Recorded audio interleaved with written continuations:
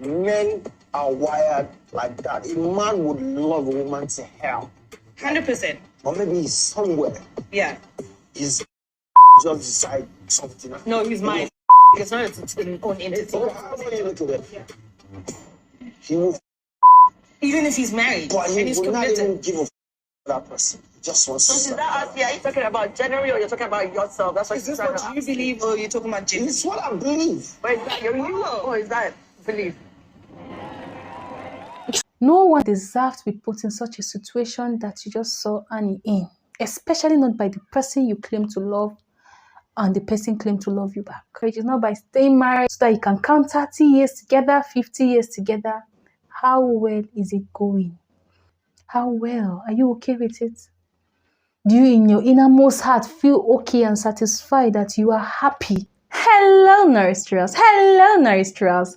Welcome back to my YouTube channel. For new subscribers, you're welcome. Join the family. For returning subscribers, I won't stop saying thank you very much. Gracias. So on today's edition, we are going to be discussing about the clip you just saw. If that is what you're here for, stay tuned as we get straight right into the video. No one, and I mean no one, deserve such. No woman deserves to be put in such a situation. If you are marrying a polygamous man, you at least know that you're marrying a polygamous man. With your full chest, you will know that, yes, I'm into this marriage and my spouse is polygamous. You will even know your number. I'm number 1, number 2, number 3, and all that. But you can't be in a marriage where you are said to be the number 1. At the end of the day, you are not really there. You're supposed to define things in life. You are supposed to be definite about things. You're supposed to know where you stand. You can't be on the fence. You could see the look on her face. You could see the look on her face. You could feel it in her voice. Asking him, is that general or is just talking about you? And what happened next? Nothing. They still go home, sleep over it, nothing happens, and the marriage continues. Yeah. I'm sure you might wonder, Nora, yes, shooting this kind of video, how old are you in marriage? Yes. I know I might just be only 3 years, about 3 years in marriage, but it doesn't matter. It doesn't matter how long you've been in marriage, married or not. The truth remains. Truth be told, what is right and what is wrong is wrong. No one, as I said earlier, deserves to be put in such a situation that you just saw Annie in, especially not by the person you claim to love and the person claim to love you back in return. No one, no woman. Let's turn the table now. If it were the man, in fact, such a thing cannot keep going on. A woman cannot utter such a thing in front of her man and everything just goes on as if nothing ever happened. Trust me, no man would take such, even if there are just a few. But women, we always hear of cases, we always see instances where such keep on going on. And the thing is, society think if you are a woman and can't contend with that you are no virtuous woman at all. If that is your definition of being virtuous, then fine, I can't be a virtuous woman. So it doesn't matter how long a marriage is. They always say it's not how far, but how well. So yes, it's not by counting 11 years of marriage. It's not by staying married so that you can count 30 years together, 50 years together. How well is it going? How well? Are you okay with it? Do you in your innermost heart feel okay and satisfied that you are happy? Do you pray to God and thank Him for such a partner? Or behind closed door is a different story. But when you come online, trust online people. They always have applaud for you. They always have, prize for you. Virtuous woman, they clap for you. They refer people to you and say, you are complaining about this. What about this person? Is that the life? Life is too short. We are supposed to maximize it, maximize the use of it, spend it with people that matter most to us, people that truly, truly care about us. If your man can say such a thing in front of you, then what will be happening behind closed doors? How do you feel? Do you value yourself at the end of the day? Will you have self-worth? Because if a man is telling you that you are not enough, and rubbing it on your face, how does it feel? I know many people out there, yes, are accepting that, but are you okay with it? Are you okay with it? People will say, yes, how do you expect a rich man that is famous to stick to one woman and be, faithful to her and all that? The same society will not question a rich woman being faithful to one man. The same society will not see anything about a woman remaining faithful because they see it as expected. So what about that rich woman that also have one man? What do you have to say about that? I know some people will now twist it to the other aspect, the biological aspect. They will say men's libido or sex urge is usually higher than that of women. But there's a word called self-control. There's a word called self-control because it's not everything in life that you really want to do, you are supposed to indulge in. Sometimes you might feel like killing a person. Do you go ahead to do that? Because of morals. Because of morals. There's some things you restrict just because you know they are not okay. And if you truly love someone, and if someone truly loves you, they weigh things.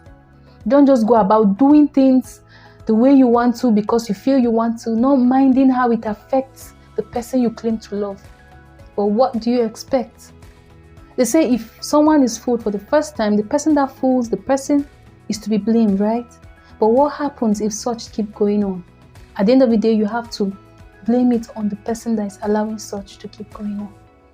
Because at the end of the day, she won't do anything. She won't take it as anything. It's okay. Yeah, we understand ourselves. Yeah, and do you really understand yourself? Because this life that I'm here, this is my life that I'm living. I don't want extra stress. The life is already stressful.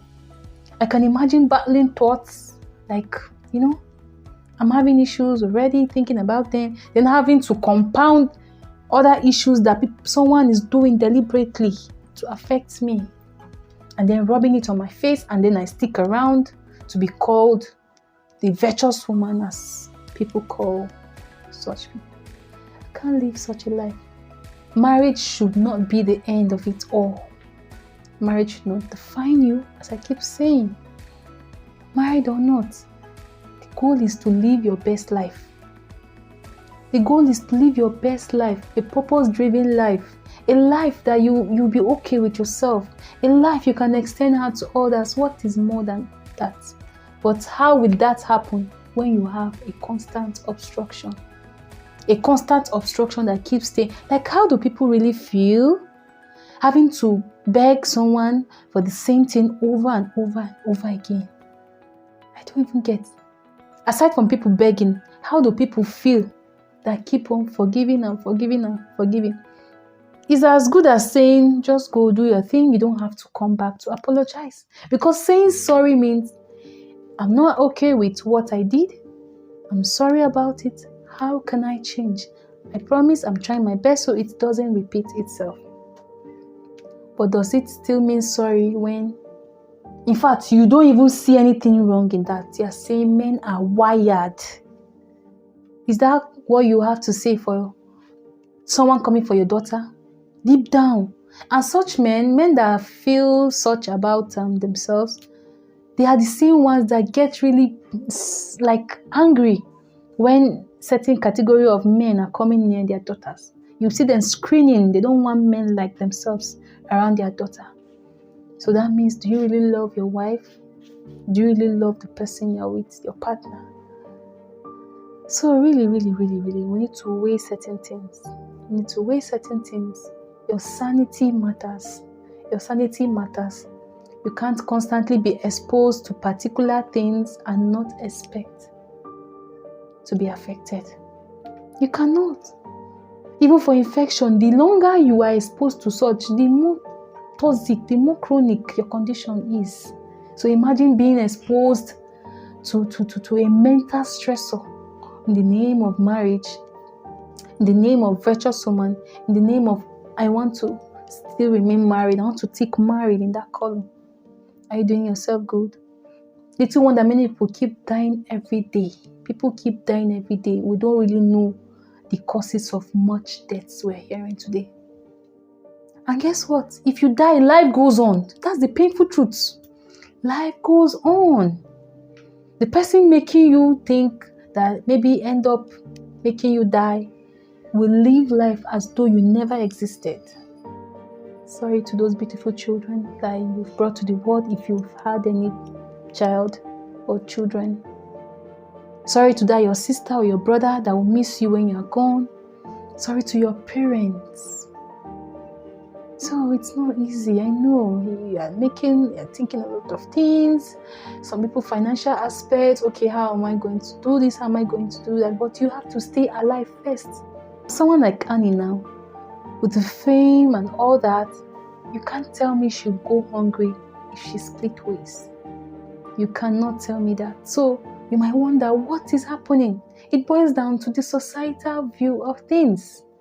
And you have to free yourself because the society don't go through whatsoever it is you're going through. Those tears you cry, those tears you soak your pillow with, the society don't know about that. They go about their normal life. Some of them have perfect marriages. They have perfect family life. Some of them have their perfect single life. They are living their best life. They just come online, say whatsoever they want to say, and off they go. They want to define your life for you. You have to take hold of your life. Grab it back. It doesn't matter what situation you are going through, because what I'm talking about is not just peculiar to just Annie. It might be in various aspects of your life, but you have to face it. You have to face it. Don't tolerate what you cannot tolerate. Don't start what you cannot finish. That is always a nice watchword to go by. Because if you start today, tomorrow you don't want to tolerate it anymore. They'll be like, what happened? What changed? They'll be like, you've changed at the end of the day. So just make your stance clear from the word go. Don't tolerate who you cannot tolerate. Don't tolerate attitude you cannot tolerate. That's why I see people fighting over boyfriends, and I'm surprised. I'm surprised, yes. Because as a queen that you are, imagine having to be struggling because of one man to love you. Then what happened at the end of the day when you get married? What happened since before the marriage? You were using your beauty and all of that to try and win him in quotes, win him from the other woman. What happened when you are married? When you are sick? What happened after the childbirth and everything that comes along? What happened? So you should define yourself, define your values, know what you can and cannot go with, what you can tolerate, because the more you tolerate things, the more complacent you are, the more people trample on you. It's just like foot march. Anybody coming into that house must march on that foot march. It doesn't matter the age, the sex, the ethnic background of that person. So that is the same way. If you don't set boundaries and set standard for yourself, people around could just come and trample on your right, and that's it. So you have to try. You have to defend you. You have to stand for you. At least you are an adult. I know you might not want to live for legacy, because many people say, live your life. It doesn't matter what people think. When they come to that stage, to face life their own way, yes. But is that the best for you? Is that the best you can offer yourself? I guess you can do more. This is how we've come to the end of this video today. I don't know if you enjoyed watching this video. No matter what you're going through, just stay strong. Stay strong. You know what? Nothing in life is permanent, especially those bad times you're passing through. Don't forget to click and watch one of the videos on display. I'm going to see you surely in the next video. Until some other time, for now, bye.